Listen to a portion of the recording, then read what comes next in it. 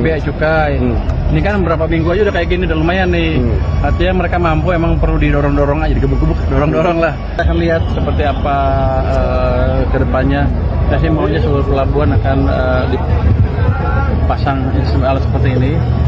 Kalau daerah juga kan bisa ditarik ke pusat tuh datanya, jadi nggak ada yang bisa main-main di mana pun. Ini pun akan kita tarik ke pusat juga dalam pengertian di pusat kalau perlu ada yang monitor juga. Jadi itulah akan lebih memperbaiki cara kita memproses data barang masuk dan keluar dari dan mencegah dari kebocoran-kebocoran yang nggak perlu.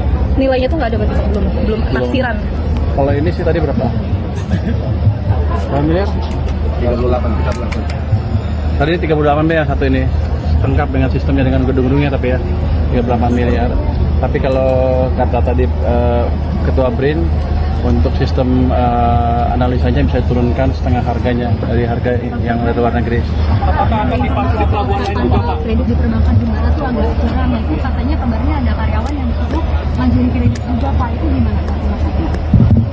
Jadi karyawan di perbankan Himbara kira mengajukan kredit karena serapan kreditnya kurang, Pak.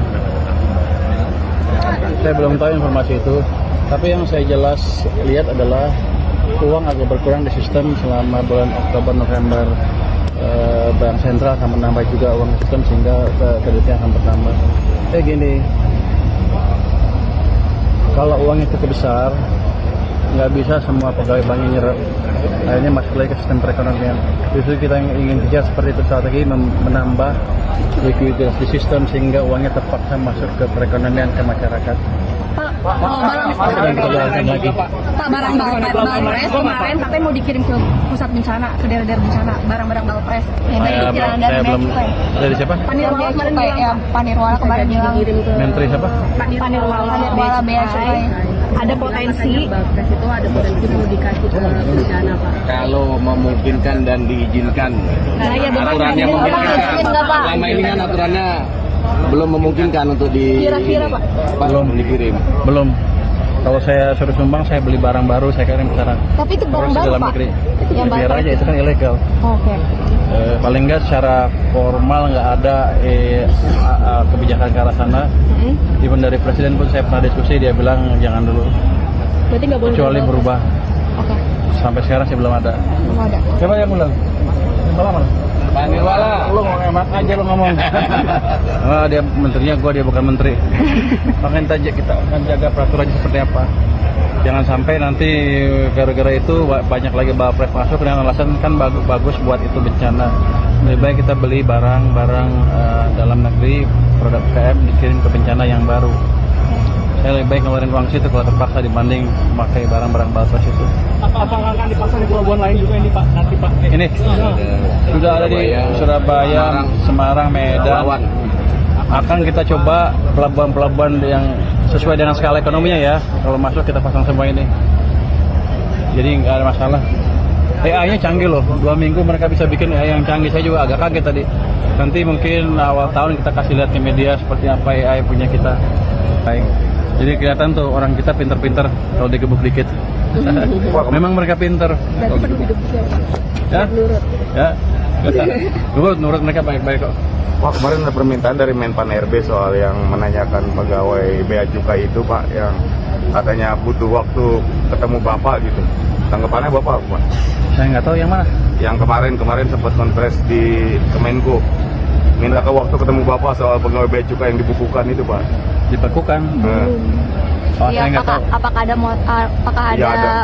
mutasi itu untuk misalnya Yang dirumahkan dirumahkan, itu, Pak. dibekukan 16 Belum. kalau belum ada, Pak. Itu kan gini.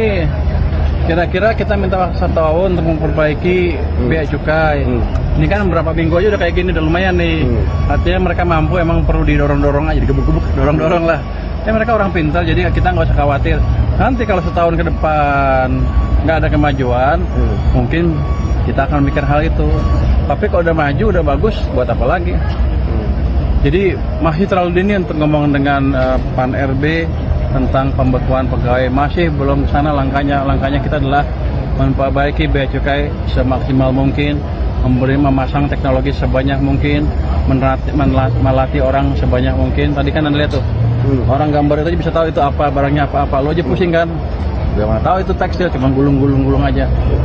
Ada lagi yang baja, mereka bisa deteksi ini. Saya juga heran loh.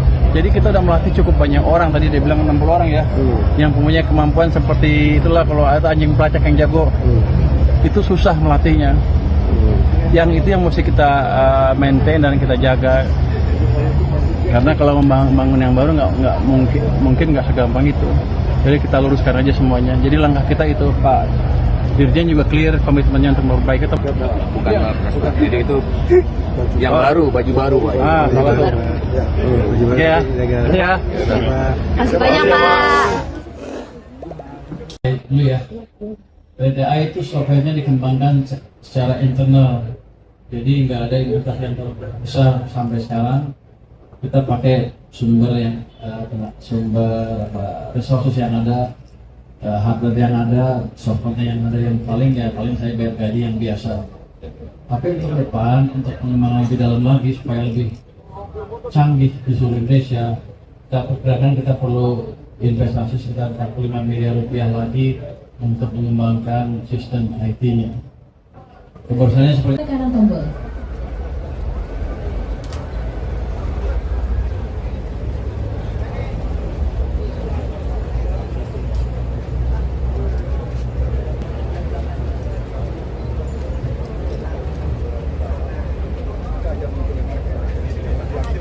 Bapak Ibu, sebagai tanda telah diresmikannya Pemendai Peti Kemas di Terminal 3 dan Terminal Mustika dan Mall, Bapak Ibu kita akan menekan tombol dalam 3, 2, 1.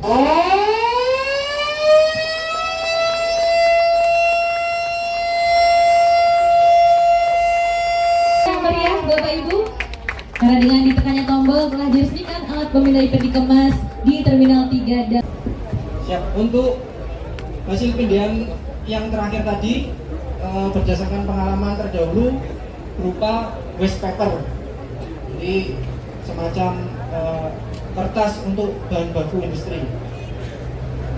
Sambil menunggu. Nah, mungkin ini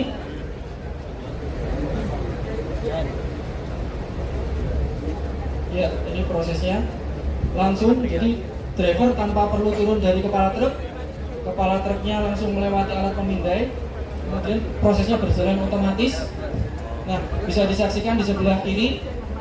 Ini preview hasil pindahannya. Nah, untuk yang di kolom atas ini adalah sensor RPM-nya, jadi pembacaan kontaminasi radioaktifnya. Ini masih di bawah batas normal. Nah, kemudian ini preview hasil pindahannya. Nah, dari preview ini dalam waktu kurang dari 5 menit datanya akan langsung diunggah ke server Kementerian Keuangan untuk dilakukan integrasi data dengan data pemberitaan KPM. Selanjutnya akan dilakukan proses analisa terhadap data hasil pindahan dan data pemberitahuan untuk diterbitkan rekomendasi. Dalam